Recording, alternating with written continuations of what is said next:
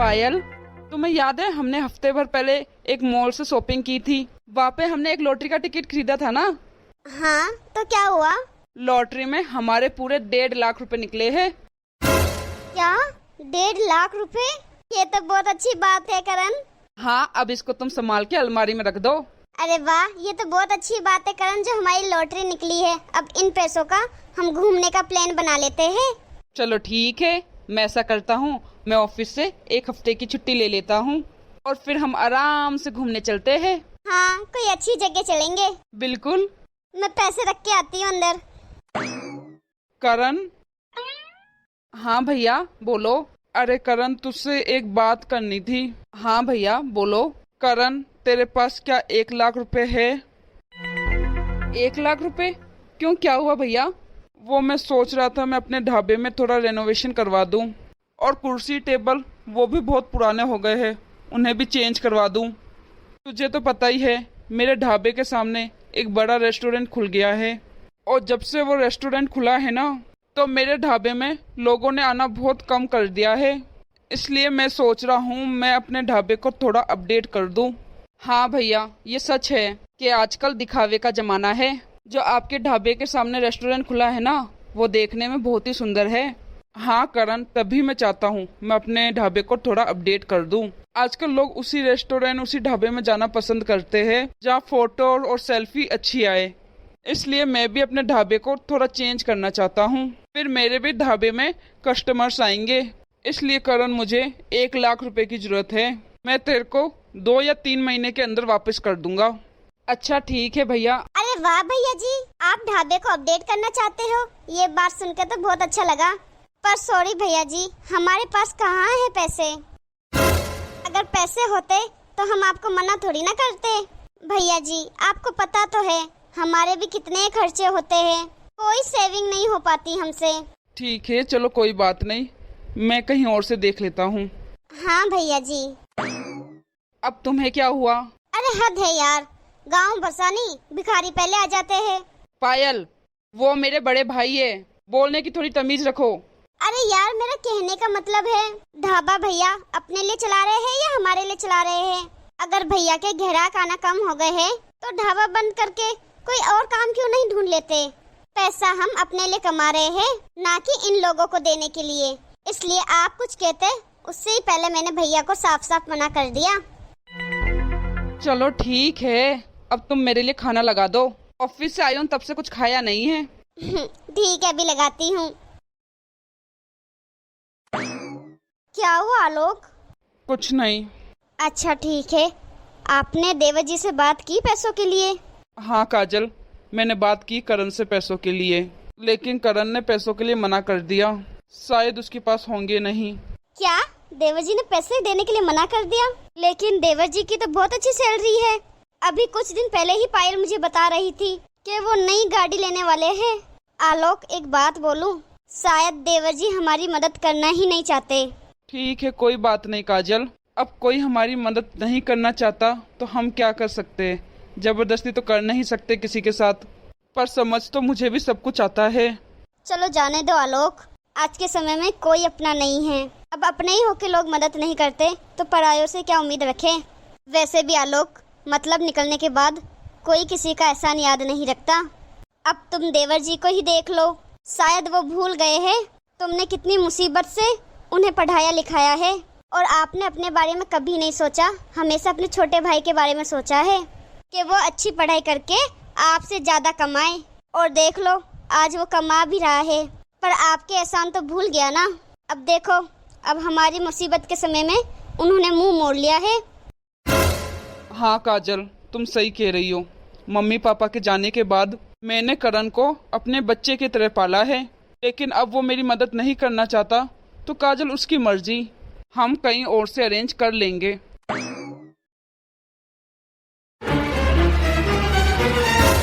अरे क्या हुआ? आ गए तुम ऑफिस से? देख लो अब तुम अपने बड़े भाई की करतूत। जब देखो बड़े भैया करते रहते हो। आज तुम्हारे बड़े भैया ने हमारे पैसे चुरा लिए हैं। कल हमने उन्हें पैसे देने के लिए मना कर दिया था ना, तो उन्होंने हमारे पूरे 1.5 लाख रुपए का लिफाफा ही चुरा लिया, जो तुमने कल मुझे लॉटरी के पैसे लाके दिए थे। चुप रहो, ये क्या अनाप शनाप बकरी जा रही हो और क्या कह रही हो कि मेरे भैया ने पैसे चुराए हैं? मेरे भैया ऐसा कभी नहीं कर सकते। तुम्हें जरूर कोई गलतफहमी हुई है या तुम्हारा दिमाग खराब हो गया है। वो पैसों का लिफाफा तुम कहीं इधर उधर रख के भूल गई हो और नहीं मिल रहा तो तुम मेरे भैया के ऊपर चोरी का इंजाम लगा रही हो। मेरे भैया ऐसा कभी नहीं कर सकते। क्यों नहीं कर सकते? उनको ही तो पैसों की जरूरत थी। अरे तुम्हें नहीं पता, मेरे मम्मी पापा के जाने के बाद भैया ने ही मुझे पाल पोस के बड़ा किया है। उन्होंने बहुत मेहनत करके मुझे पढ़ाया लिखाया है। मेरी पढ़ाई के चक्कर में उन्होंने खुद की पढ़ाई छोड़ दी थी और फिर एक छोटा सा ढाबा खोला। उसकी कमाई से उन्होंने मुझे पढ़ाया लिखाया है। शर्म आनी चाहिए तुम्हें अपनी सोच पे। तुम मेरे देवता जैसे भाई पे ही इंजाम लगा रही हो। करण, माना कि तुम्हें भैया ने पढ़ाया लिखाया है और तुम्हें पाल पोस के बड़ा किया है, लेकिन इंसान की नीयत और इंसान को बदलने में समय नहीं लगता। समय लोगों से कुछ भी करवा सकता है। इस समय तुम्हारे भैया को पैसों की जरूरत थी, किसी ने मदद की नहीं होगी तो उनको कोई रास्ता दिखाने होगा, इसलिए हमारे पैसे चुरा लिए उन्होंने। अरे कितना भी खराब समय आ जाए मेरे भैया के ऊपर, मांग कर ले लेंगे पर चोरी कभी नहीं करेंगे। और पता नहीं ऊपर वाला भी कैसी परीक्षा ले रहा है मेरी आज नौकरी भी छूट गई है। क्या तुम्हारी नौकरी छूट गई है? हाँ पायल। क्यों? ऐसा क्या किया तुमने? मैंने कुछ नहीं किया पायल। मेरी नौकरी इसलिए छूटी है क्योंकि मेरी कंपनी में अब ऑटोमेटिक मशीनें काम कर रही है, इसलिए ऑफिस वालों को एम्प्लॉय कम करने थे। इसलिए खाली मेरी नहीं कई लोगों की नौकरी गई है आज। ये मशीनें आने के बाद कई लोग बेरोजगार हो गए हैं। ये तो हमारे लिए बहुत बड़ी मुसीबत हो गई करण। अब पता नहीं तुम्हें कब नौकरी मिलेगी और मिलेगी भी कि नहीं मिलेगी, कुछ नहीं पता। मुझको खुद ही पता नहीं चल रहा कि अब क्या होगा। बच्चों की स्कूल की फीस, घर का खर्चा, ये सब कैसे होगा। अरे करण, क्या हो गया? तू इतना ज्यादा परेशान क्यों है? कुछ नहीं भैया। झूठ मत बोल, मैंने सब सुनी है तेरी बातें। वो भैया मेरी नौकरी चली गई है। क्या? तेरी नौकरी चली गई है?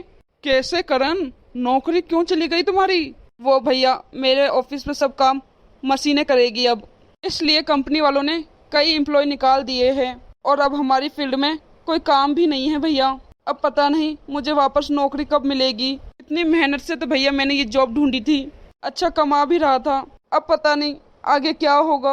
हाँ भैया जी, हम तो बहुत बड़ी मुसीबत में आ गए हैं। ऐसा लग रहा है हमारा सब कुछ खत्म हो गया है। अरे ऐसे कैसे सब कुछ खत्म हो गया है? अभी तुम्हारे साथ मैं हूँ और मेरे होते हुए तुम लोगों को ज्यादा टेंशन लेने की कोई जरूरत नहीं है। मुझसे जितनी मदद होगी मैं तुम्हारी उतनी मदद करूँगा। भैया हमें पता है आप हमारे साथ हो, पर हम किस मुंह से आपसे मदद मांगे भैया?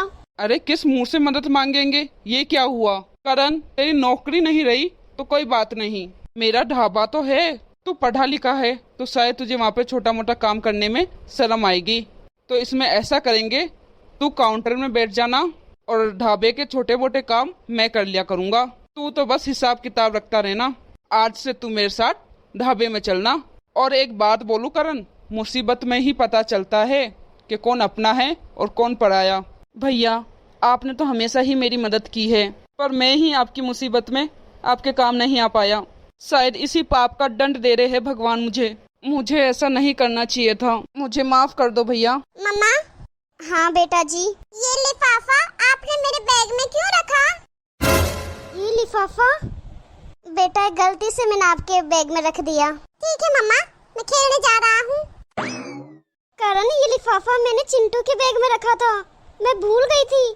देखा पायल, मैंने तुम्हें पहले ही कहा था, तुमने पैसों का लिफाफा गलती से कहीं इधर उधर रख दिया होगा। हाँ करण, तुम सही कह रहे हो। भैया जी मुझे माफ करना, मैंने आपको गलत समझा। एक साथ रहते हुए भी मैंने अपना ही स्वार्थ देखा। और भैया जी आपने बिल्कुल सही कहा, मुसीबत के समय ही पता चलता है कौन अपना है और कौन पराया। मुझे माफ करना भैया। और आपको ढाबे को रेनोवेशन कराने के लिए पैसे चाहिए थे ना? ये लो भैया जी, पूरे 1.5 लाख रुपए है। अच्छे से रेडी करवाना ढाबे को, ताकि हम भी वहाँ आके सेल्फी ले सके।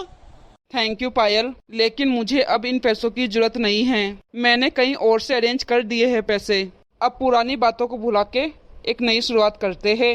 लेकिन भैया जी इन पैसों को भी रख लीजिए आप। ये पैसे आपके ढाबे में 4 चांद और लगा देंगे, थोड़ा और अच्छा बन जाएगा। तुम भी ना पायल। तो हे गाइस, कैसे हो आप सब? आई होप बहुत अच्छे होंगे आप। तो आपको हमारी ये स्टोरी कैसी लगी कमेंट में हमें ज़रूर बता देना।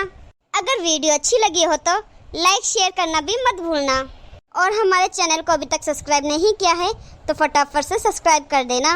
मेरा आपसे ये कहना है कि ज़िंदगी में कभी कभी मुसीबत आनी भी चाहिए, क्योंकि उससे ये पता चलता है कि मुसीबत में कौन अपना है और कौन पराया। मुसीबत के समय में कईयों के राज खुलते हैं, अपने होके भी पराये बन जाते हैं। वो कहावत है ना कि करेले से कड़वे लोग भी मुसीबत में काम आ जाते हैं और शक्कर से मीठे लोग मुसीबत में धोखा दे जाते हैं। तो हे गाइस, वीडियो को अंत तक देखने के लिए बहुत बहुत धन्यवाद। मिलते हैं अगली वीडियो में।